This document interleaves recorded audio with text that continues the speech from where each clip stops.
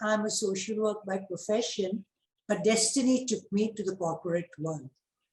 My husband had a sudden heart attack at the age of 60. And at that time, I was in the HR department, division of our company. For 5 years, I worked under a wonderful boss who helped me to grow. And next 5 years, I took over as the head. And at the age of 60, he suddenly had a heart attack and died. And a year earlier, we had gone public. So the board on the second day said, you have to be the executive chairperson. And I wasn't at all ready to assume this responsibility. I was grieving for my husband. I'm not an engineer, not at all interested in technology or finance. And how could I lead a technological company? But I think my HR background has helped me in the sense I knew my people extremely well, and they were very keen that I succeed. A year after I took over, the Indian economy went through a downturn, and our shares, which were 400, came down to about 36. And I realized that we need to do something dramatic. And we brought in Boston Consulting Group to help us turn around. And we had to take many, many tough decisions. We had to divest out of many non-core businesses, which added to our top line, but eroded our bottom line.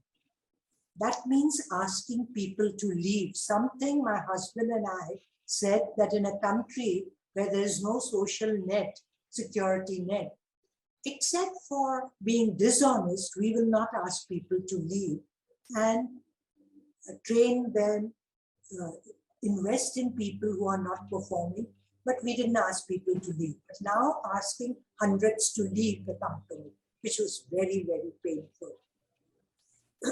We also decided to reconstitute the entire board.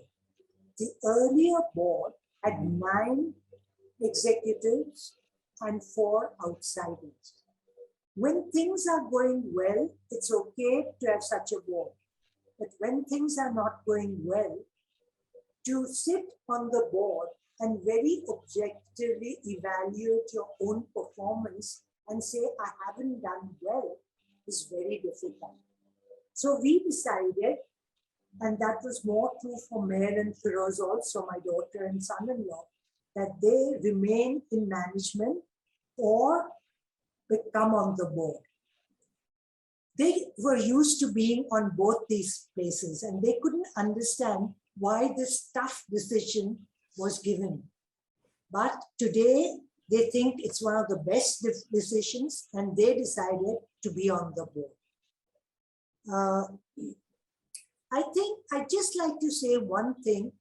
14 months after my husband passed away, my 25-year-old son died in a car accident.